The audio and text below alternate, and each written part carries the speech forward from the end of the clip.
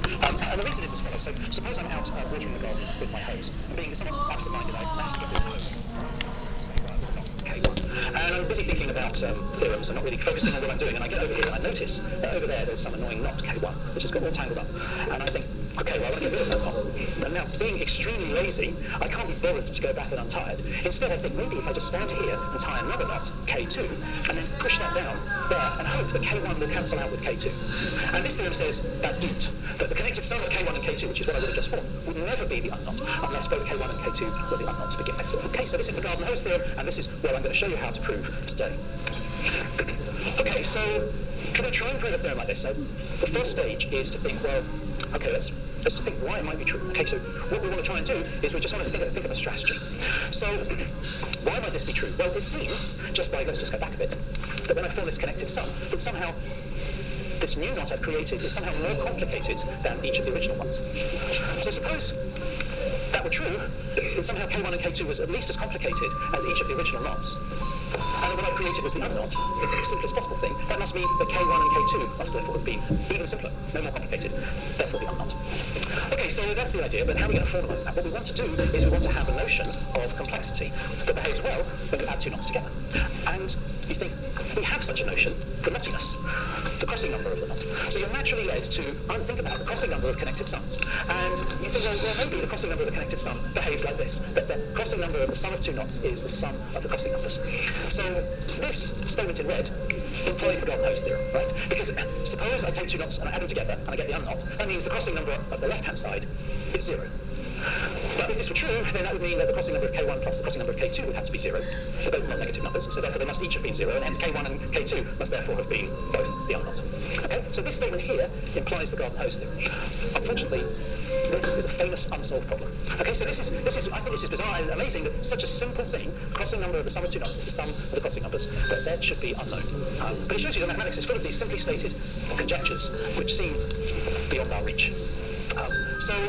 You start to think about this and think, well, look, okay, how could this not be true, right? I mean, it just looks like it has to be true. And you realise actually your intuition is playing tricks with you. That actually, your intuition actually only gives this inequality. So let me explain how you get this inequality. So you take K1 and take a minimal crossing number diagram for K1, and a K2 and a minimal crossing number diagram for K2, and splice them together. That gives you a diagram for the sum. And the number of crossings in that diagram is the right-hand side. And therefore, the crossing number of this connected sum is at most that. But maybe there is some other diagram with a fewer number of crossings. Seems unlikely, no one's ever found an example of such a thing, but no one has been able to rule it out. But all is not completely lost, so I have a theorem which is relevant to this, which is a slightly bit of a comedy theorem, really. What does it say? I proved it about 10 years ago. It says the following, that the crossing number of the connected sum, it's at most the sums of the crossing numbers, and it's at least the sum of the crossing numbers, divided by 152. How can a theorem be funny? But it is, unfortunately. But this actually is powerful enough to prove the garden hose theorem, right? That, so if K1 plus K2 is the unknot, then this thing in the middle is 0. And therefore, this thing on the left-hand side is less than or equal to 0. But therefore, multiplying through by 152, the crossing number of K1 plus the crossing number of K2 is therefore less than or equal to 0, and therefore each of the individual things is 0. And therefore K1 and K2 are both the unknot. Okay, great, it looks like the theorem's proved, but that is a cheat. And the reason that's a cheat is because I used this theorem in the proof of that. So I'm not allowed to use that in the proof of that. That is not allowed. Okay, so we need a different strategy. And the different strategy is using topology. Okay, so topology is, so now the proof of this theorem is going to be an extended tour through topology. So let me explain what topology is all about. So topology is, as I say, the study of spatial type objects, like the cube or the sphere, we've already seen them, or the torus. But there's a particular type of object which plays a big role in the subject, namely an n-dimensional manifold. So an n-dimensional manifold is a topological space that near each point just looks like ordinary Euclidean space, but globally need not. So the basic example of an n-dimensional manifold, in this case n equals 2, is the surface of the Earth. Right? So if I'm standing on the surface of the Earth and I just look around me, say like a mile radius, then it just looks like a flat Euclidean plane. Maybe there's some hills and valleys, but topologists don't care about that kind of thing. But that's only true to a certain scale. It's not a flat Euclidean plane. The surface of the Earth curves around on itself in a non-trivial way. So globally, it's not a plane, but near each point, it looks like a plane. So that's the defining property of a manifold. And manifolds are fascinating objects. And one reason, there are many reasons why mathematicians are interested in them, but one of the main reasons is that we live in a manifold. Okay, so according to Einstein's theory of general relativity, the universe is a manifold. So you look around you and it looks just like ordinary flat, like Euclidean space. But that is only true locally. So what do I mean by locally? Well, in the relativistic world, locally means maybe, I don't know, within 10 billion light years. So, but if you allow yourself even larger scales, then maybe the universe curves around on itself in a non-trivial way. We don't know, actually. We don't know what the large-scale topology of the universe is. We might never know. People have been trying to find out by looking at patterns in the microwave background radiation, but so far no definitive answer as to what the topology of the universe is. So, manifolds are interesting things. We're going to be focusing on things that we can visualize nice and easily, namely two-dimensional manifolds, such as the surface of the Earth, and they're called surfaces. Now, surface is actually a bad name. The surface of the Earth is clearly the surface of something, namely the solid ball that forms the Earth. But actually, some of the things that we're going to look at won't actually be the boundaries of anything, but they're still called surfaces. Okay, so here are some surfaces. The torus is a surface. This is a surface here. It's called Pretzel, or genus 2 surface. Here's another surface. This is called the infinite Loch Ness monster. So if you take a flat plane and you drill out little holes from it, there's holes, and then you attach onto each hole a little tube, then the resulting thing is a surface. These guys go on forever in some infinite long line. So we're going to focus on surfaces of the first two types rather than the third. The first two are what's called compact, which means they're nice and bounded. They live inside some, it roughly means they live inside some finite portion of space. Whereas this thing here goes on forever. It's non-compact, and we're not going to attempt to try to understand those. So the reason why we focus on compact ones is because there's a classification theorem. So one of the early high points of topology is the classification of compact surfaces. So it says that any compact surface is one of two infinite lists. So the first infinite list starts with the sphere, then the torus, then the pretzel, etc. And each stage we just go from the previous one by adding on another handle. Or there's another infinite list which I won't attempt to draw, but includes things like the Klein bundle, which I'm not going to focus on too much. This is what's called non-orientable. Those are going to be bad guys. I'll focus a little bit more on non-orientable surfaces in a little bit. Okay, so those are surfaces. Now I want to generalize that to surfaces with boundary. So a surface with boundary is, by definition, a point on it either has a little portion around it that just looks like a disk, just like ordinary surfaces do, or has a point on it where the disk just stops, like a half disk. Okay, so for example, this is a surface with boundary, and the boundary curve is just this round curve here. So this is a surface with boundary. It's just a disk. So let me give you another surface with boundary. So no talk on topology would be complete if I didn't include this example. So I'm going to build you a Möbius band. So Möbius band, what you do is you take a long strip like this, and you glue the two ends together. Okay, so instead of gluing them like this would form what's called an annulus. We're not going to do that. To form a Möbius strip, you glue the two ends together, but with a half twist. Okay, so that's a Möbius band. And it has all sorts of interesting and paradoxical properties. So, for example, it has a single boundary curve. Right, so if I start here and wander around, I come back to the other side, and then keep on going. So that just has a single boundary curve. So the boundary curve of this is actually a knot.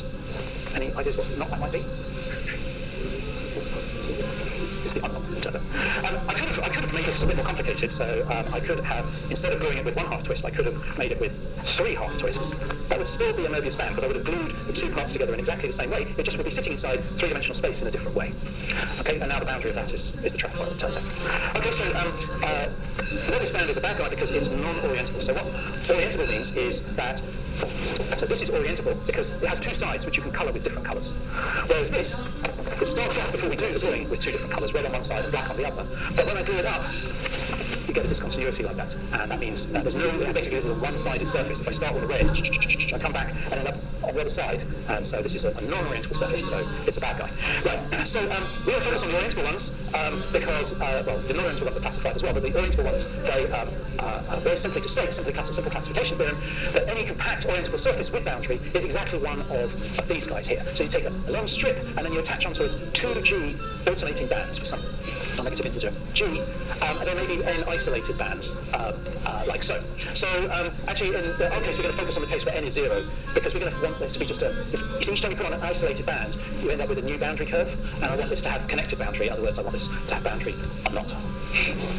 So at the number, when you have 2G alternating bands, G is called the genus of the surface. This surface could be embedded in three-dimensional space if I wanted to in some complicated way. So I could have those bands and I could tie little knots in them and that kind of thing. It would still be the same surface. Okay, so we have this classification theorem for surfaces with boundary, compact orientable surfaces with boundary. So we want to use that classification theorem in making progress with knots. So surfaces with boundary, they are related to knots via the notion of a Seifert surface. So a Seifert surface for a knot, K, it's a compact orientable surface sitting inside three-dimensional space whose boundary is equal to K. So for example, this is a Seifert surface for its boundary curve, which is the unknot.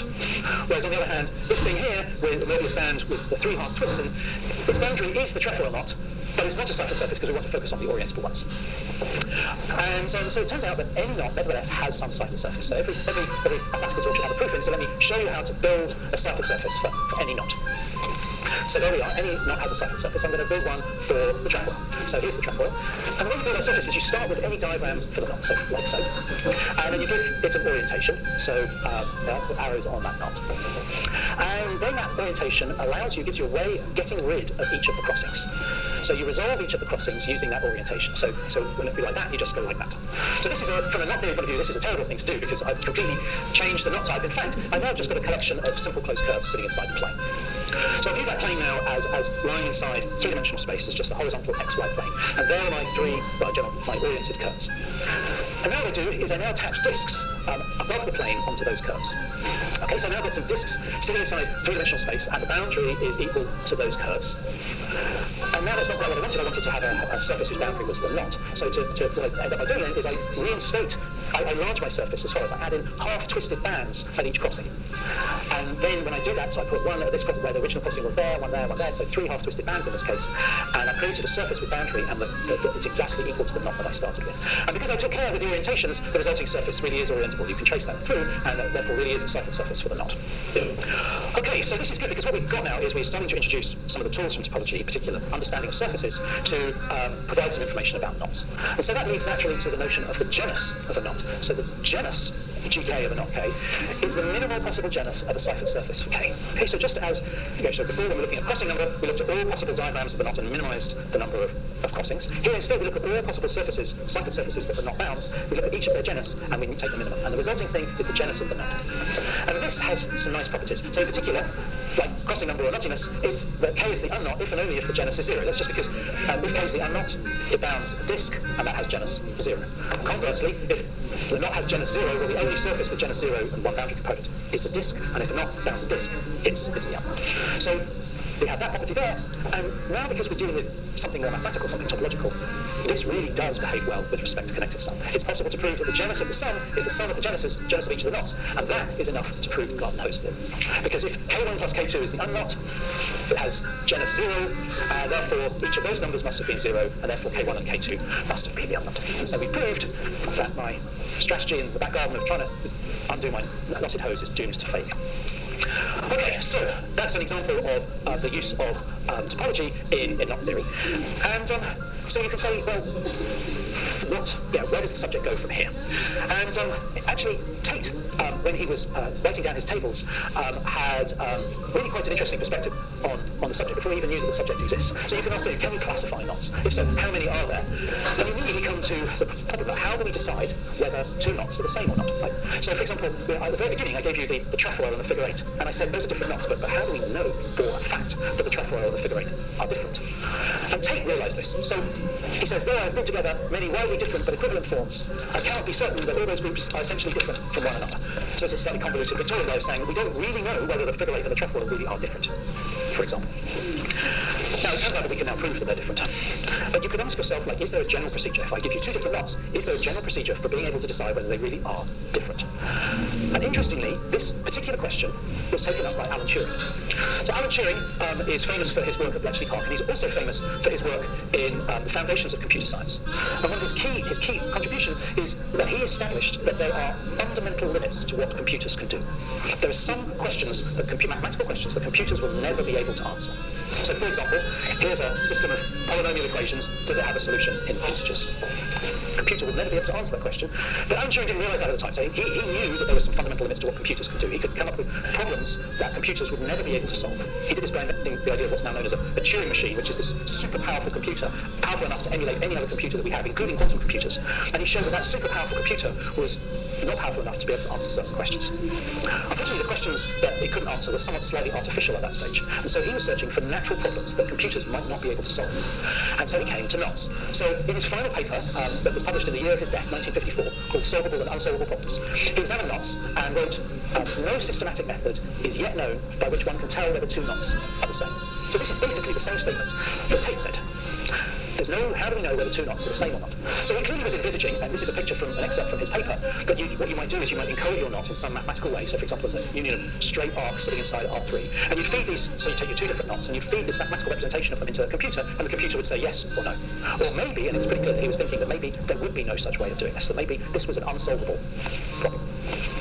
So it turns out that it is a solvable problem, and this was proved by this guy here, Wolfgang Haken. So Haken, in the early 60s, showed that there actually is a systematic method for reliably determining whether two knots are the same. So he's a very famous mathematician, not just for his work on knots, but also for what he did afterwards. So after he proved this theorem, he then turned his attention to planar graphs, and in conjunction with Kenneth Appel, they proved the famous four-color theorem for planar graphs.